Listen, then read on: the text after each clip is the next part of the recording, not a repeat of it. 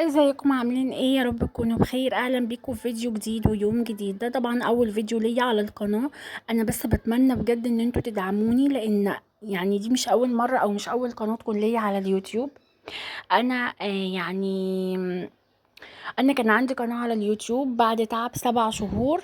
7 شهور كاملين تعب وتوتر، وما اشتريتش ساعات ولا اشتريت مشتركين. كنت وصلت ل 500 ساعة ووصلت ل 800 مشترك.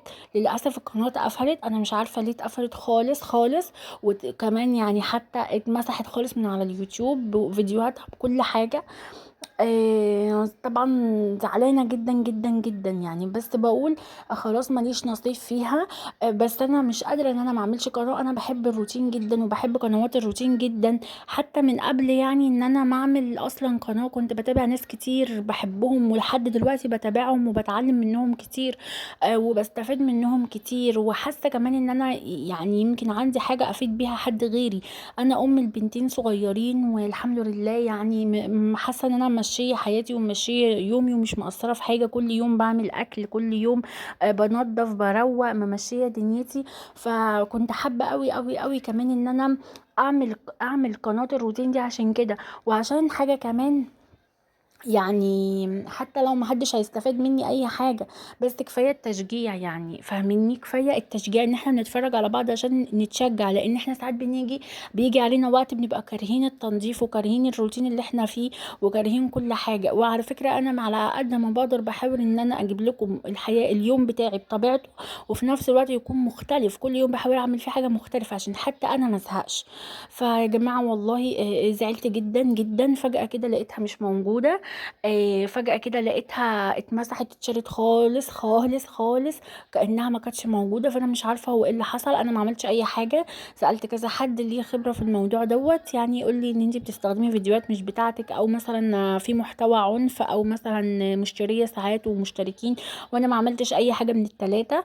وفي اصلا ناس بتشتري ساعات ومشتركين وقناتها بتتفعل وبعد كده بتكسب منها ربح وبتبقى عادي. فانا اصلا حتى لو عملت كده فليه يعني؟ طيب ليه؟ اشمعنى انا يعني اللي مش عايزين يشتري ساعات ولا مشتركين؟ بس انا في الحقيقه والله فعلا انا ما اشتريتش ساعات ولا مشتركين، وحياة بناتي ولا استخدمت محتوى بتاع حد. انا بعمل كل يوم الحمد لله في بيتي، وبطبخ وبنظف وبنظم وبروق وبعمل. فانا مش محتاجه محتوى حد. مش محتاجه محتوى بتاع حد خالص. يعني مزعلني كمان ان انا من بعد رمضان على طول مشاهداتي ابتدت ان هي تزيد شويه، والمشتركين الحمد لله زادوا. وكنت خلاص يعني بفكر يعني بجد ان خلاص ان انا احقق اول شرط قربت ان انا احققه. ولكن قدر الله وما شاء فعل. يعني انا مش عارفه ليه اليوتيوب عمل كده معايا. اكيد مفيش طبعا حاجه شخصيه يعني ولا كده، بس بجد زعلت قوي.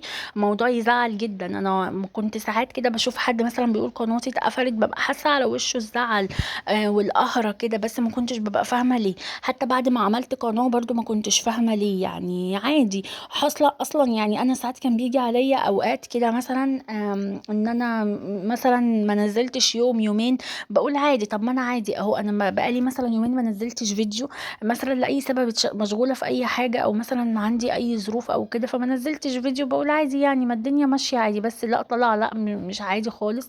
لما مثلا اقعد يومين ما نزلش فيديو حاجه، وان انا قناه فجاه ادخل عليها بقى، يعني اصلا كنت من 5 دقايق فاتحاها، قفلت التليفون 5 دقايق جيت فتحته تاني لقيتها مش موجوده. كانها مش موجوده. 7 شهور من حياتي كانهم مش موجودين. 7 شهور بجد عدوا عليا وقت طويل جدا. لان انا كنت اول حاجه بصحى من النوم ببص فيها هو التليفون وهو القناه. ف يعني كانت بجد مسلياني قوي، وكانت واخده وقت فراغ كبير. انا بجد يعني بجد بتمنى كلكم ان انتوا تشتركوا عندي، وان انتوا تدعموني، وان انتوا تقفوا معايا. انا نفسي احقق الشروط.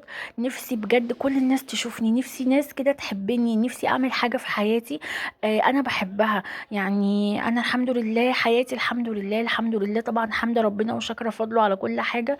بس بجد في حاجات كتير في حياتي انا يعني ما جاتليش او ما حصلتليش او كده. طبعا ناس كتير كده، ما فيش حد فينا في الدنيا بيجيله كل حاجه وبياخد كل حاجه، انا فاهمه. بس انا بجد نفسي ان انا اعمل حاجه خاصه بيا انا. نفسي يعني اعمل حاجه كده ابذل مجهود فيها يعني نفسي اوصل فكره، نفسي يعني كليه متابعين وناس بتحبني. انا فعلا بعشق قنوات الروتين، بعشقها ومتابعه ليها حتى من قبل ما اتجوز. كنت متابعه لقنوات الروتين دي، تصوروا يعني انا اصلا ما كنتش ساعتها بعمل اي حاجه في البيت ولا ليا اي علاقه بشغل البيت، ومع ذلك كنت بحب قنوات الروتين. وكنت حابه جدا جدا جدا ان انا لما اتجوز اعمل كده زيهم، مش اعمل قناه بس اعمل كده زيهم في بيتي. يعني انظم وارتب وانظف، وكل يوم اصحى الصبح يعني اعمل حاجه في بيتي. كنت حابه كده جدا. الحمد لله اتجوزت، وبعدها الوقت عدى بيا، ويعني حبيت بقى ان انا اعمل الحلم بتاعي ده. عملته من 7 شهور بس. انا ام لطفلتين بنتين، فعملته بقى يعني. كنت خلاص يعني جبت بنتي التانية الصغيرة، ويعني خلاص بقى وعملته كده. بس ما توقعتش بصراحة اللي حصل كان بالنسبة لي حاجة صعبة يعني. مجهود برضو وتعب، والتصوير ده على فكرة تعب جامد، يعني التصوير تعب. مش اللي هو اي حاجة كده وخلاص، لا انا علشان اعمل مثلا حاجة، اصور حاجة مثلا ممكن انا اعملها في العادي من غير تصوير في نص ساعة، بالتصوير ممكن تقعدي ساعة وساعة وربع. بالذات لو معاه يعني لو في اطفال كده زيي يعني. طبعا انتوا عارفين الاطفال يعني، مش هتكلم عليهم وعلى يعني طبعهم وعلى تصرفاتهم وكده. فهو تعب جامد قوي، بس انا كنت حابه التعب ده. فاهميني؟ لما بتعملي حاجه انت حابه بتبقي حابه تعبها، وحابه سلبياتها قبل ايجابياتها. طبعا سلبياتها هي تعب جامد قوي، بالذات قنوات الروتين. في قنوات روتين كتير، بس انا عارفه ان يعني انا بحس فيديوهاتي كويسه وتستاهل كمان اكتر من المشاهدات اللي كنت بجيبها في القناه القديمه.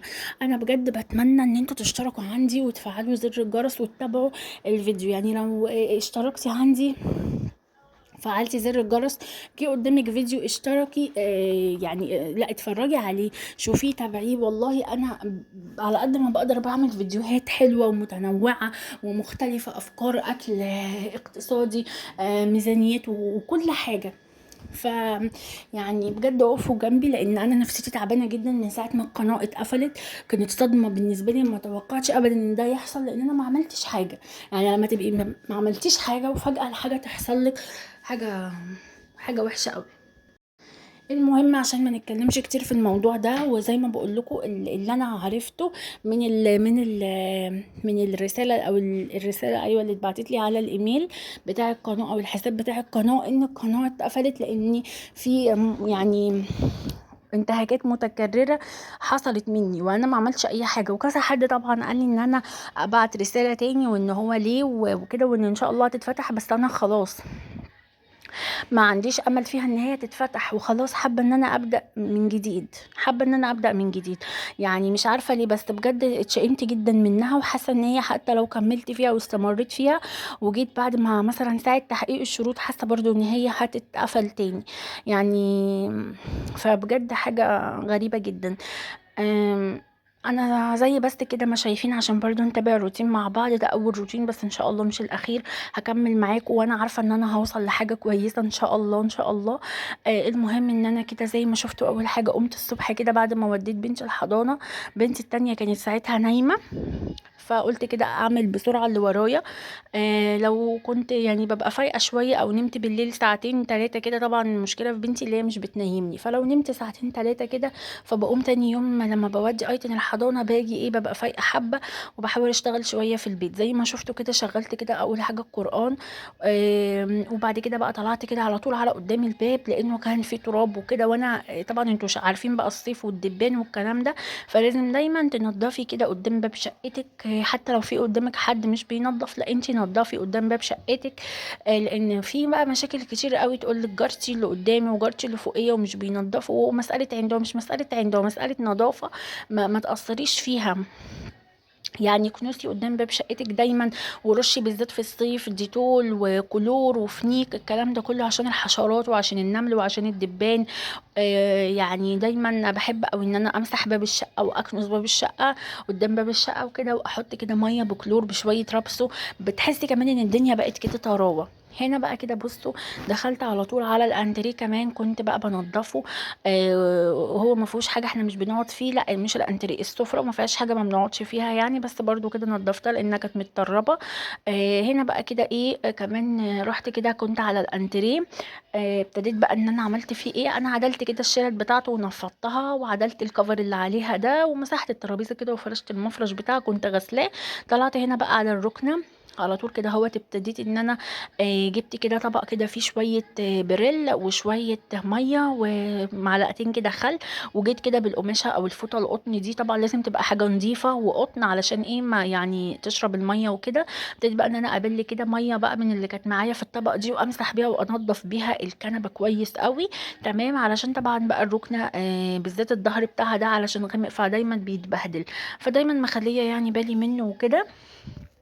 صلوا على النبي يا بنات، صلوا على النبي واشتركوا عند اختكم بجد، يعني نفسيتي تعبانه قوي. يعني فغيروا من نفسيتي شويه.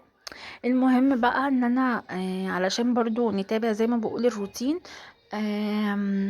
ابتديت بقى ان انا جبت كده الفرش كده بتاع الركنه وفرشته كده، اللي هو الكفر ده. فرشته على الكنبه. حلو جدا جدا. لو عندك ركنه ما تسيبهاش من غير فرش، وما تحطيش بقى ملايات وقماشات والكلام ده، بيبقى شكلها وحش قوي. الا مثلا انا دلوقتي مش بحطها الا لو خدت الفرش ده غسلته. بصراحه ما عنديش غيارين قدام بعض، لان انا اصلا لسه جايبه ده على العيد اللي فات، فكل حاجه واحده واحده كده بتيجي يعني. ابتديت بقى ان انا كده ايه، لا حسيت ان الركنه هتتبهدل. وانا اصلا كنت بفرش عليها يعني ملايه قماشه قديمه مش عارفه ايه بقى، فحسيت شكلها وحش وحش قوي. فقلت بقى ايه، لا خلاص انا اجيب اللي هو الفرش دوت الفرش، عايزه اقول لكم ان الواحد ب60 جنيه، الاتنين ب120 جنيه، مش غاليين يعني.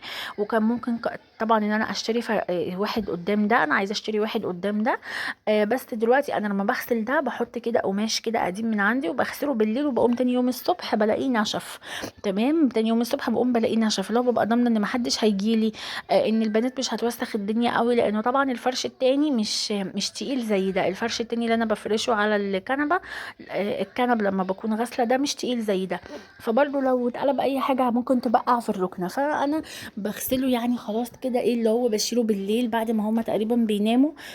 بقوم خلاص غسلاه وعلى طول من الشراطين يوم، بقوم طبعا بلاقيه نشف. انا قدامي الشمس بتبقى يعني جامده قوي قدام البلكونه عندي اخر دور بقى، فاهمين في الصيف بالذات، فعلى طول بينشف والله. بفرشه كده على طول، انا كنت لسه غسلاه، وكل كده اسبوع تقريبا بشيلهم وبغسلهم، هما بيتبهدلوا قوام، بالذات ان فيهم ابيض، وكمان عشان بياخدوا بصراحه بهدله كتيره، فالبهدله دي كلها كانت هتيجي في الكنبه.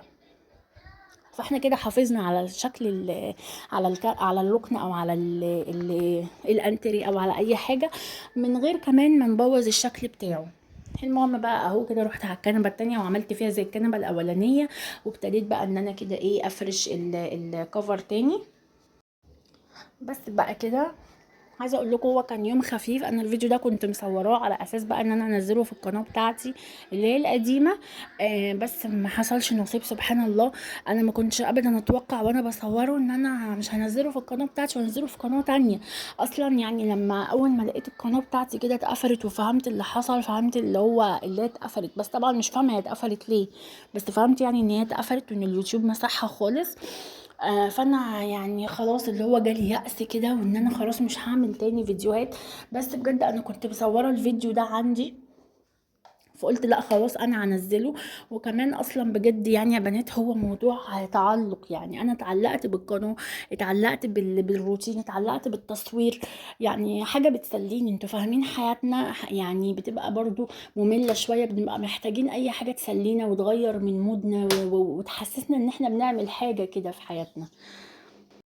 المهم بقى الحمد لله زي ما بقول، وخلاص هعمل ايه يعني، هو مش استسلام ولا حاجه، بس انا عارفه ان القناه ما كانتش خلاص هتتفتح تاني، لان انت بتتكلمي مع عالم تاني، انت بتتكلمي مع ناس اصلا انت مش شايفاهم، ناس فجاه كده قفلوا لك القناه بتاعتك من غير ما تعملي اي حاجه، وسايبين ناس كتير قوي بتعمل مخالفات كتير، فيديوهات روتين اللي هو اصلا مسوقه سمعه فيديوهات الروتين، وحاجات كتير قوي طبعا بتشوفوها، يعني مخالفات كتير، وموضوع شراء الساعات المشتركين ده في قنوات كبيرة قوي بشوفها معلنة عنه على المنتدى عندها مثلا. معرفش يا جماعة، اللي عايز يشتري ساعات واللي عايز يشتري مشتركين واللي عايز يفعل قناته في معرفش في اسبوع وفي كام يوم يتصل بالرقم الفلاني، او الاستاذة مش عارفة مين او استاذ مش عارفة مين، وناس امينة وناس مش عارفة ايه، وهتفعل القناة.